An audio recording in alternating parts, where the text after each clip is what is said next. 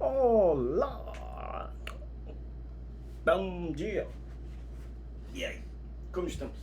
Ficamos de falar nessa aula sobre a Guerra Fria. Olha só, a Guerra Fria é o desdobramento natural da Segunda Guerra Mundial. Assim como, de certa forma, a Segunda Guerra foi o desdobramento natural da Primeira. Por quê? Esse negócio não tá querendo ficar no lugar certo, né?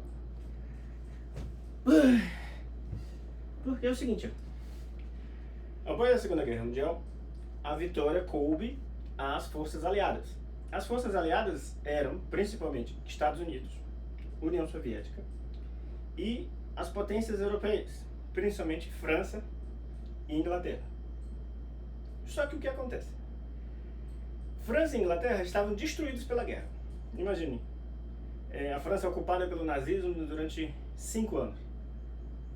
A Inglaterra bombardeada diariamente durante 6 anos pelos alemães, né?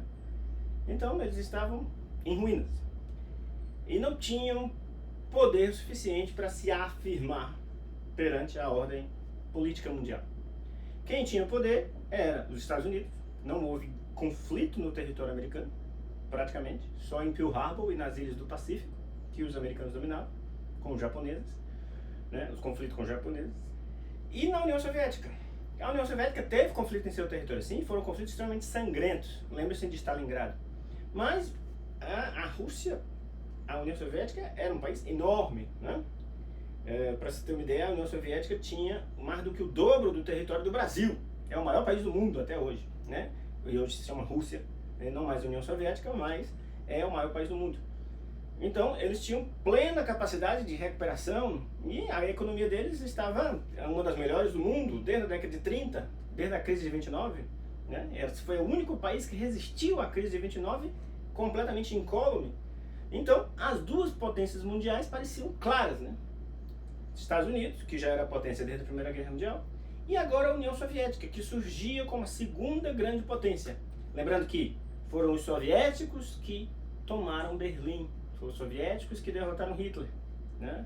Então eles tiveram um papel fundamental, né? Que os livros mais conservadores até hoje tentam diminuir, né? Tentam aumentar o papel dos Estados Unidos como se eles fossem os grandes heróis da Segunda Guerra Mundial e diminuir o papel dos soviéticos. Mas a verdade é que os soviéticos é que derrotaram os alemães.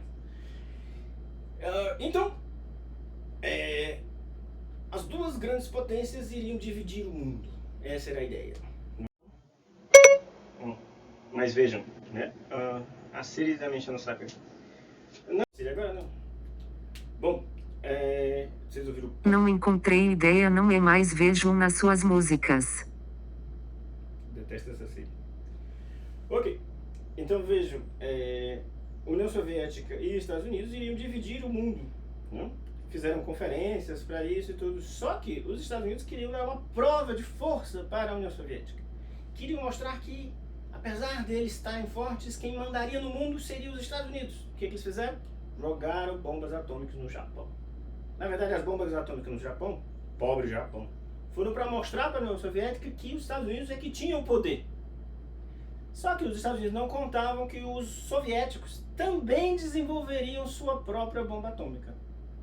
3 anos depois das bombas de Hiroshima e Nagasaki, os soviéticos bombardeavam uma ilha no Pacífico.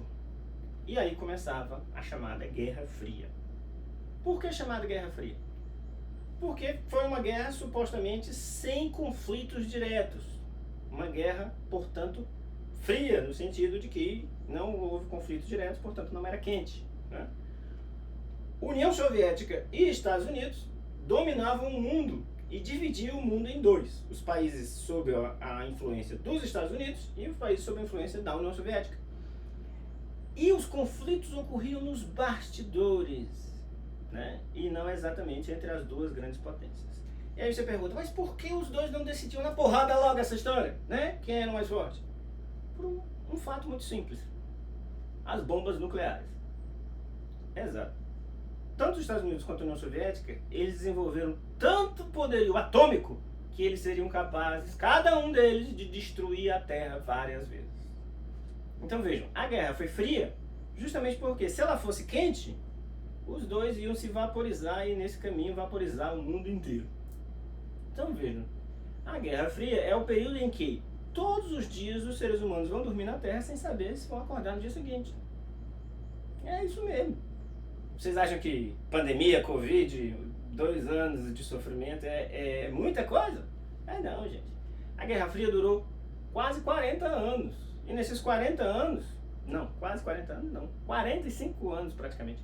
E nesses 42, 45 anos, o mundo não sabia se ia acordar no dia seguinte, ou se alguém tinha apertado o botão vermelho, lançado um míssil atômico e começado a guerra nuclear, que ia acabar não só com os seres humanos, mas com a vida na Terra inteira. Esse era o peso de dormir sob a ameaça de hecatombe nuclear. Então vejam, já pensou? Se de repente esses conflitos que se desenrolaram nos países acabavam em guerra de fato? Sim, um desastre podia acontecer a qualquer momento. E aí vejam só, os Estados Unidos faziam propaganda para si mesmos. Diziam que o capitalismo era o melhor modelo, que as pessoas tinham que cuidar delas mesmas, viva o individualismo liberal, né? Que o Estado devia assessorar, mas não tão perto assim, que as pessoas é que deviam se virar sozinhas. Você já deve ter ouvido essa ideia, né? Os soviéticos, eles diziam que o socialismo é que era o melhor regime, que o Estado ele tinha que intervir diretamente sobre a vida das pessoas, ampará-las, que o individualismo não era bom, era preciso pensar no coletivo, né? Quem dominava a União Soviética, primeiro, na época da Segunda Guerra Mundial, era um sujeito chamado Stalin, né? E quem dominava os Estados Unidos durante a guerra toda foi Roosevelt, que teve 3 mandatos de presidente, e no finalzinho o vice dele assumiu, porque ele faleceu, chamado Harry Truman, né? E aí a cada 4 anos o regime mudava nos Estados Unidos. Na União Soviética eles tinham outras regras, os regimes eram mais longos, né? Mas o fato é que durante 40 e cacetada anos, os dois países se digladiavam em propaganda, mas também em outras formas de conflito, como a gente vai ver. É justamente o que a gente vê nesse assunto, né? Por exemplo, logo no início da década de 50, portanto apenas 5 anos depois da Segunda Guerra Mundial, os americanos começaram a chamada paranoia macartista. Chama macartista porque existia um senador chamado Joseph McCarthy, e ele começou a perseguir todo e qualquer americano que ele julgasse que tinha ideias comunistas, ideias socialistas. E aí, olha só, muita gente, inocente inclusive, acabou sendo punida nessa história, perseguida e até expulsa do país e mesmo morto na câmara de gás. Exatamente, executado, pena de morte, por suspeita de comunismo. Olha só que loucura. Essa é a chamada paranoia comunista. É chamada paranoia porque parecia uma coisa de louco, né? Era uma caça às bruxas, certo? Igual aquela da Idade Média. Qualquer pessoa que tivesse um livro vermelho em casa podia ser comunista, cuidado! Qualquer pessoa que defendesse ideais, né, de ajuda mútua, coletivos, que não parecesse não combinar com as ideias capitalistas, podia ser perseguida. Um grande exemplo é o cineasta Charlie Chaplin. Lembram dele? Exato, ele fazia o Carlitos na época do cinema mudo. Vocês devem ter visto o filme dele nas aulas de administração ou de história, chamado Tempos Modernos, em que o Carlitos entra na máquina, lembra? E tem um colapso nervoso, apertando parafusos. Você lembra desse filme, né? Exato. Charlie Chaplin, né, já não era mais um garotinho. E vejam, lembra do Tempos Modernos? Lembra que o filme falava assim dos direitos dos operários? Exato. O Chaplin foi visto como um grande comunista e passou a ser perseguido por McCarthy. E acabou sendo forçado a deixar os Estados Unidos, sendo que ele já morava nos Estados Unidos há mais de 40 anos. Ele tinha ajudado a fundar Hollywood, a grande indústria de cinema americano que até hoje manda no mundo. E ele foi expulso, passou a morar na Inglaterra e depois em outros países da Europa. E só voltou velhinho para os Estados Unidos, muito tempo depois do McCarthy. Exatamente. E assim vai, gente. Hollywood, por exemplo, ele era vigiado estritamente. Todo mundo que tivesse ideias que fossem consideradas socialistas, mesmo que ele não professasse partido, não simpatizasse com a União Soviética, era perseguido e impedido de trabalhar. Era uma verdadeira caça às bruxas, como o próprio nome diz, né? E os Estados Unidos, eles aproveitavam que que tinham saído da Segunda Guerra por cima e que estavam em um novo período de benesses, construindo o chamado American Way of Life. O que é isso? Quando você vê essa expressãozinha, American Way of Life, ela significa modo de vida americano. E ela significa aquelas casas no subúrbio, todos iguais, 2 carros na garagem, né? Máquinas de lavar roupa e de secar roupa em todas as casas, grandes varandas, casas bonitas, jardins. Exato, era um período de grandes benesses, onde os americanos tinham um grande poder aquisitivo e podiam, né, adquirir bens de consumo diversos, né? Inclusive alguns tinham até 3 carros, né, 4 carros. Até hoje, gente, eles são pessoas muito consumistas, né? Por exemplo, quando você passa pelas casas americanas, eles têm grandes garagens entulhadas de besteira, né? E os carros lá de fora, né? Ainda bem que na maioria das cidades lá não há sequer crime, aí você pode deixar o carro lá de fora tranquilamente. E as garagens são entupidas de besteira, aquelas máquinas do George Foreman, aquelas coisas que compram pelo 0300 e tal. Exato, porque, enfim, é muito dinheiro e pouco o que gastar, e aí vai, né? Claro, não quer dizer que os Estados Unidos não tenham problemas sociais e econômicos, claro que tem, mas eles têm uma classe média extremamente endinheirada, com um poder aquisitivo tremendo, né? E os problemas sociais dele existem, né? Mas são outros. Em determinado momento a gente vai poder ver que não estão exatamente relacionados à falta de dinheiro, a maior parte dos problemas deles.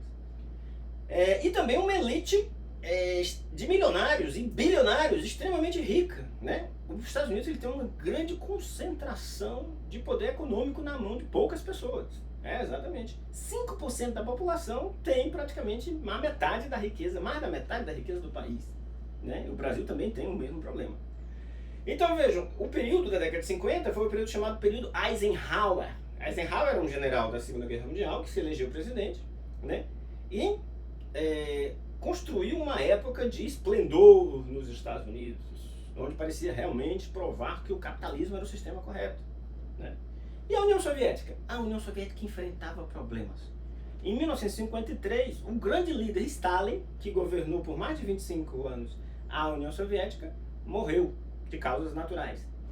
E ele era adorado por multidões. Para vocês terem uma ideia, 1.500 pessoas se aglomeraram para tentar ver o seu corpo. Pessoas foram pisoteadas até a morte, tentando ver, dar adeus ao grande Stalin, ao grande pai da Rússia, né? Mas assim, os problemas começaram quando o sucessor dele assumiu, um cara chamado Nikita Khrushchev. E o Khrushchev acabou abrindo os arquivos da União Soviética e mostrando que, na verdade, o Stalin tinha sido um grande genocida.